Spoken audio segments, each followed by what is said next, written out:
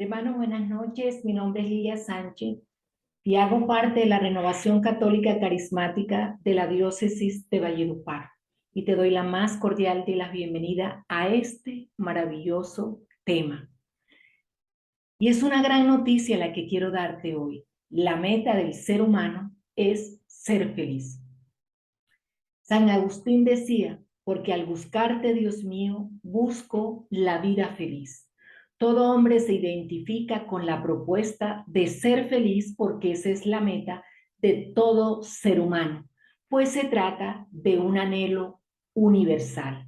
Sin embargo, muchos no han logrado alcanzar su felicidad a plenitud porque buscan esa felicidad basada en los éxitos de este mundo. Y eso lo que hace es que los esclaviza, como es el poder, la fama, el placer, el dinero. Y cuando logran alcanzar todo esto, se dan cuenta que tienen un gran vacío y que necesitan algo más. Y la declaración que te trae hoy Jesús es que tú naciste para ser feliz. Y escuchar esto en boca de Jesús es algo maravilloso. Jesús nos muestra entonces el camino efectivo para conquistar esa felicidad y ese camino son las bienaventuranzas. Vamos a aproximarnos a las bienaventuranzas en el Evangelio de Mateo, capítulo 5, verso del 1 al 12, para descubrir que Jesús es el bienaventurado. Y nos dice cómo puede ser feliz el ser humano, cómo puede llegar a la plenitud y a la realización personal. Del Evangelio según San Mateo. Viendo a la muchedumbre, subió al monte, se sentó y sus discípulos se le acercaron. Y tomando la palabra les enseñaba diciendo, bienaventurados los pobres de espíritu, porque de ellos es el reino de los cielos. Bienaventurados los mansos, porque ellos poseerán en herencia la tierra. Bienaventurados los que lloran, porque ellos serán consolados. Bienaventurados los que tienen hambre y sed de la justicia, porque ellos serán saciados. Bienaventurados los misericordiosos, porque ellos alcanzarán misericordia. Bienaventurados los limpios de corazón, porque ellos verán a Dios. Bienaventurados los que trabajan por la paz, porque ellos serán llamados hijos de Dios.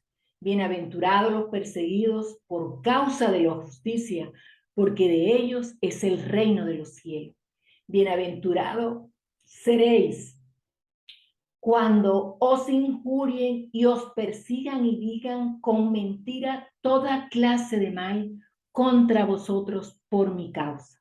Alegraos y regocijaos, porque vuestra recompensa será grande en los cielos, pues de la misma manera persiguieron a los profetas anteriores a vosotros.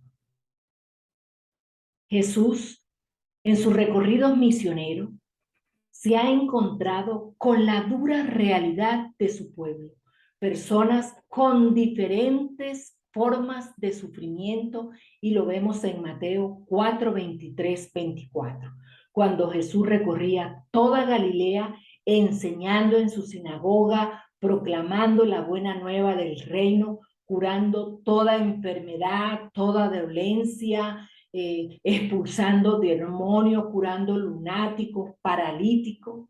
Y Jesús, viendo el sufrimiento de esta gente, de su pueblo, les anunciaba la buena nueva del reino, los curaba, los liberaba y hacía que ellos experimentaran esa buena noticia del reino. Por eso mucha gente lo seguía.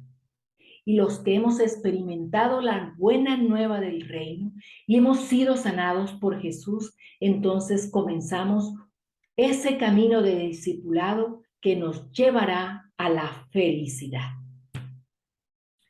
Yo les he dicho que ese camino para alcanzar la felicidad son las bienaventuranzas. ¿Qué son las bienaventuranzas? En general, una bienaventuranza está constituida por una expresión inicial, bienaventurado, que en griego es Macario, que se traduce como feliz, como dichoso. Cada bienaventuranza declara que un grupo de personas que por lo general son considerados como afligidos, en realidad son bendecidos. Y los bendecidos no tienen que hacer nada para obtener esa bendición. Jesús simplemente declara que ellos ya han sido bendecidos. Es decir, las bienaventuranzas no son condiciones de la salvación, no son planes de acciones para ganarse la entrada al reino de Dios. No, las bendiciones, las bienaventuranzas son bendiciones, las bienaventuranzas son promesas. El texto también nos hablaba de que Jesús subió el monte. El monte en las Sagradas Escrituras simboliza el lugar de la presencia de Dios, el lugar desde donde Él habla a su pueblo a través del mensajero. En un primer momento nos habló a través de Moisés y luego nos habla a través de su Hijo Jesucristo. El monte ocupa un lugar muy importante en la vida de Jesús. En el monte de la bienaventuranza, Él le dice a los discípulos cómo debe ser ahora su estilo de vida. En el monte de la transfiguración, Jesús le muestra su gloria a los discípulos. En el monte Calvario, Jesús salva al mundo del pecado de la muerte. Y en el monte de Galilea, Jesús envía a los discípulos de misión a todas las naciones. Pero el texto también nos habla de multitud y de discípulos. ¿Qué diferencia hay entre multitud y discípulos? La multitud son aquellas personas que se sienten atraídos por la obra, por la persona de Jesús y hasta lo siguen. Y lo siguen no por lo que Él es, sino por lo que Él hace. La multitud es voluble, la multitud es manipulable. Esa misma que grita, Hosana Rey, es la misma que grita, crucifíquenlo, crucifíquenlo. Y cuando Jesús sube al monte, la multitud no sube con él, la multitud se queda abajo. El discípulo es aquel que es llamado por Jesús, que sigue el camino del Señor, que permanece unido al Maestro y tiene a Jesús como único Maestro, que sigue a Jesús no por lo que Él hace, sino por lo que Él es. Y el verdadero discípulo de Jesús se conoce ante todo por el amor. Cuando nosotros hemos tenido un encuentro personal con el resucitado y lo reconocemos como nuestro Señor, como nuestro Salvador, como nuestro único Maestro y lo seguimos por lo que Él es, ahí empieza nuestro camino de salvación y de felicidad.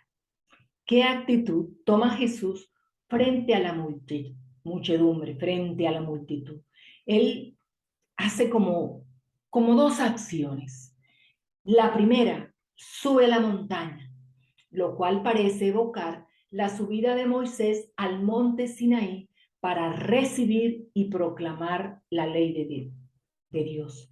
Ahora Jesús es el nuevo Moisés, pero quiero decirles que las bienaventuranzas no son leyes, sino son valores, es el estilo de vida que han de llevar los discípulos de Jesús para alcanzar su meta, la felicidad. Subir a la montaña también está relacionado con la oración. Por eso Jesús subió varias veces a la montaña para encontrarse con su Padre. Lo segundo que hace Jesús es que se sentó. Sentarse es la actitud propia del maestro, de aquel que da instrucción, de aquel que enseña. Y ambos términos nos muestran la autoridad con que Jesús va a hablar. Y esa autoridad se le da su coherencia de vida. Es el estilo de vida que hemos de llevar los discípulos de Jesús, reconociéndolo a Él como único maestro y llevando una vida íntima con Él, con el Padre, con el Espíritu Santo a través de la oración para lograr nuestra meta, ser felices. ¿Qué actitud toman los discípulos frente a Jesús? Dice la Escritura, y sus discípulos se le acercaron. Es decir, los discípulos tienen una relación estrecha, cercana con Jesús. Por eso suben con él a la montaña para escuchar sus enseñanzas. Entonces, ¿para quién son las bienaventuranzas?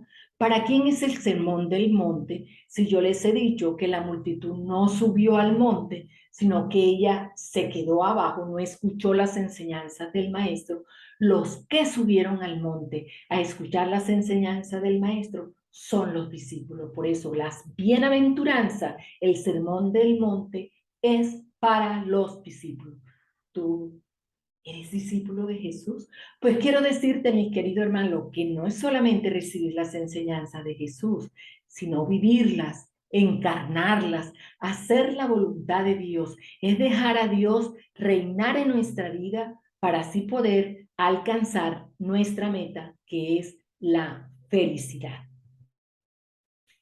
Jesús entonces nos muestra en la bienaventuranza es a Él mismo, porque Él es el bienaventurado, el santo, la plenitud de la nueva ley, el cumplimiento de la nueva ley. El reino de Dios consistirá entonces en seguirle, en imitarle, en ser igual a Él. Y para eso tenemos que tener los mismos pensamientos y sentimientos de Cristo. Por eso Filipenses 2:5 nos dice, tengan entre ustedes los mismos sentimientos de Cristo Jesús. Jesús nos muestra entonces el camino efectivo para conquistar esa felicidad. Y ese camino son las bienaventuranzas, que no es otra cosa que la dicha de vivir intensamente el amor gratuito de Dios, el amor al prójimo reflejado en el servicio. Y la verdadera felicidad entonces consiste en vivir ese amor con el que hemos sido amados por Dios y que nos ha comunicado a los hombres a través del Espíritu Santo.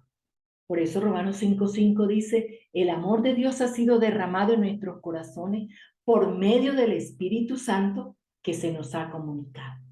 Y ese amor de Dios se desarrolla y se fructifica cuando tenemos una íntima unión con Él y con los hermanos. Y esa verdadera felicidad la empezamos a vivir aquí en la tierra y llega a la plenitud en la eternidad. ¿Qué se necesita entonces para alcanzar la felicidad? Pues imitar a Jesús, ser como Jesús. Ser pobre. Jesús, siendo el Señor de todo lo creado, dice la Escritura que no tenía ni dónde recostar la cabeza, que siendo de condición divina, se abajó. Jesús es el manso. Es una de las pocas veces en que explícitamente Jesús se pone como ejemplo. Mateo 11:29. Aprended de mí que soy manso y humilde de corazón. Y esa mansedumbre culmina en la cruz. Las lágrimas ocupan un lugar importante en la vida de Jesús. Jesús lloró ante la tumba de Lázaro. Jesús se conmovía ante el dolor, ante las lágrimas, ante el sufrimiento de los demás. Y Jesús será consolado por los ángeles ante el sufrimiento redentor. Jesús es el hambriento, es el sediento de la nueva justicia. Por eso Él es el sol de la justicia, no la justicia del Antiguo Testamento, que darle a cada cual lo que le corresponde. No, es la justicia ahora del Nuevo Testamento, la justicia de Dios que tiene que ver con el amor, que tiene que ver con las relaciones. Jesús es sembrador de misericordia. En el Evangelio de Mateo, la misericordia está relacionado con el perdón. Por eso Jesús alcanzará el perdón a los contritos de corazón. La limpieza de corazón de Jesús llegará hasta la ausencia de todo amor propio. Un amor verdadero que se derrama, que se desborda sobre todos los hombres. Y Jesús es el príncipe de la paz, es el Hijo de Dios, es consustancial al Padre. Por eso dice, el Padre y yo somos uno solo. Y Jesús es el perseguido. Por eso esa persecución lo lleva hasta la cruz, por enseñar esas sendas del amor. La octava bienaventuranza, entonces vemos a Cristo clavado en la cruz, salvando a todos los hombres por enseñar las sendas del amor. ¿Qué se necesita entonces para alcanzar la felicidad? Se necesita esa pobreza de espíritu. El hombre, para ser feliz, necesita ser pobre en espíritu, que indica una apertura total a Dios y a los hermanos. Se necesita la mansedumbre, y la mansedumbre describe a la persona que ejerce el control de sí misma, control en sus emociones, que no pretende dominar ni controlar a nadie. Es la persona que sabe convivir con los demás. Es aquella persona que llora ante el sufrimiento de él y de los demás. Y se refiere a ese estado en que la persona sufre un proceso de duelo por su desgracia, por la desgracia de los demás, que generalmente es cuando se vive una ruptura en cuanto a una relación, en cuanto a muerte, en cuanto a pecado, en cuanto a la pérdida de algo o de alguien. Necesitamos hambre y sed. Y el hambre y la sed son dos necesidades vitales del ser humano, que no admiten dilación para la solución. Y esta búsqueda de lo esencial para vivir la podemos trasladar al terreno espiritual de restablecer, de recomponer todas aquellas relaciones deterioradas por la injusticia, es decir, ser justos. La misericordia, entonces, donde quiera que haya alguien que sufra, allí hay alguien reconstruyendo mediante una acogida afectiva, reconstruyendo ese tejido social deteriorado. La pureza de corazón, esta limpieza interior que tiene que ver cuando el hombre ha sido purificado por el sacrificio redentor de Jesucristo. En un corazón puro no hay motivaciones dañinas, no hay codicia, no se guarda rencor, sino que se desea el bien a los demás. Se trabaja por la paz. En lugar de insistir en lo que nos desune, al contrario, trabajamos en aquellos en lo que nos mantiene unidos, en la creación de buenas relaciones, tanto las propias como la de los demás. Y la persecución por causa de la justicia nos identifica con Jesús en ese compromiso profético de su reino, de compartir ese dolor de nuestro Maestro por llevar hasta las últimas consecuencias la extensión de su reino. Dios Padre, mis queridos hermanos, entonces es quien causa la felicidad en el ser humano. Es importante que notemos que la felicidad no proviene del punto de partida, sino del punto de llegada. Somos felices porque Dios Padre está obrando en cada uno de nosotros gracias a la buena nueva proclamada y realizada por Jesús. Entonces, somos felices porque Dios Padre nos ofrece su reino.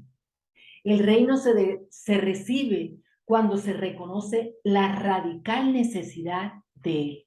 Verdaderamente es feliz el que sabe ser pobre y vivir desprendido de todas las cosas de la tierra, libres de ataduras del deseo y de las ansias de la posesión.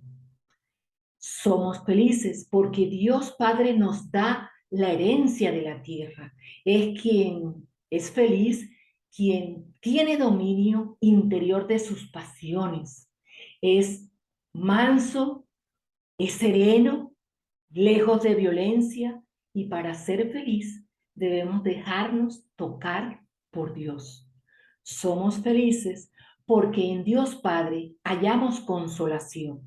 Es el feliz el que sabe que sus sufrimientos no son inútiles y sin sentido, sino que convierte ese sufrimiento, esas lágrimas, en un sufrimiento redentor que ayuda a salvar a otros hombres. Somos felices porque Dios Padre sacia nuestra hambre y nuestra sed. ¿Por qué? Porque en Él lo tenemos todo, porque solo Dios basta. Somos felices porque Dios Padre nos abraza con su misericordia. Por eso alcanzaremos misericordia. A pesar de nuestra debilidad, a pesar de nuestro pecado, Dios tiene misericordia con nosotros y pide que nosotros también seamos misericordiosos con los demás. Somos felices porque Dios Padre nos deja verlo cara a cara, gracias a que a la purificación que hemos recibido de la sangre de su Hijo Jesucristo. Somos felices porque Dios Padre nos reconoce como hijos suyos en su Hijo Jesús, porque somos parecidos a Él, porque somos reconciliadores con Él. Yo no sé si ustedes sueñan, pero yo sueño con aquel momento cuando Jesús, el Dios le dice a Jesús, los cielos se abrieron y dice, este es mi Hijo amado en quien me complazco. Somos felices porque Dios Padre nos reconoce como realizadores del reino. Cuando vamos con Jesús hasta las últimas consecuencias de la misión, no hay mayor alegría para un discípulo que saber que se parece en todo a su maestro, hasta en la persecución por la extensión de su reino. Como dicen, el que vive como Cristo muere crucificado hasta las últimas consecuencias. Mis queridos hermanos, el ser humano no ha logrado alcanzar su felicidad a plenitud. Por el contrario, se ha esclavizado en sus propios deseos, tratando de llenar su vida con aquello que cree que encierra su felicidad, pero lo que hacen es esclavizar. El encuentro personal con Jesús nos lleva a reconocer que Él es el bienaventurado, que Él es en quien nos muestra el camino efectivo para conquistar esa felicidad, y ese camino son las bienaventuranzas. Y ser feliz, somos felices, se es feliz, porque Dios Padre está obrando en el ser humano, gracias a la buena nueva proclamada y realizada por nuestro Señor Jesucristo. Yo quiero decirles, mis queridos hermanos, que yo soy feliz.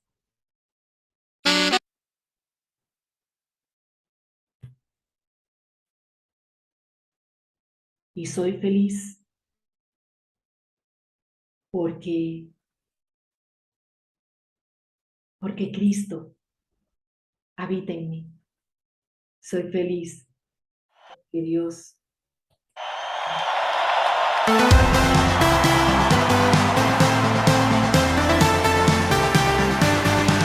Nueva York, arriba.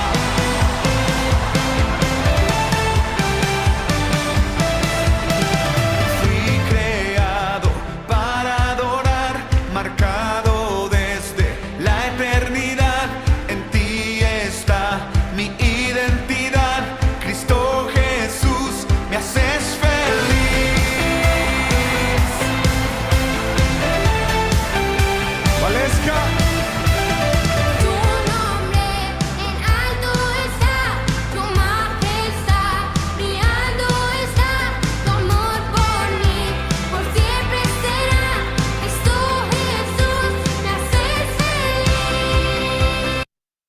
yo les he dicho, mis queridos hermanos, soy feliz. Soy feliz a pesar de la circunstancia que estoy viviendo. Hace año y 8 meses perdí a mi esposo, al amor de mi vida, al padre de mis 3 hermosos hijos. En menos de 2 meses, un cáncer se lo llevó. Y al principio me sentí morir, pero entendí que después de la vida hay vida. Entendí que, que Dios está en mí, que yo soy la sucursal del cielo. Y si Dios está en mí, quiere decir que yo tengo una nueva manera de relacionarme con Él, pero sigo mi relación con Él, pero ahora de una manera distinta. Soy feliz a pesar de las circunstancias que estoy viviendo. Hace unos meses mi hija tuvo un accidente y la operaron y ha sido momentos de sufrimientos duros, pero soy feliz porque sé que Dios tiene un propósito con todo esto y que de esto vamos a salir victoriosos, no en el momento que yo lo quiero, pero sí cuando Dios lo determine. Pero soy feliz, mis queridos hermanos. Y yo quiero darle las gracias a Dios porque Él es el que me ha consolado para yo poder consolar a los demás. Él es el que ha secado mis lágrimas y hoy entiendo de que Él es el protector de las viudas, Él es mi protector, que Él es el protector de mis hijos, porque Él es el protector de los huérfanos, porque nosotros somos los predilectos de Dios y por eso le doy gracias a Dios. Bendito sea por siempre el Señor. Gracias, mis queridos hermanos, por estar aquí compartiendo con nosotros este tema. Dios te bendiga.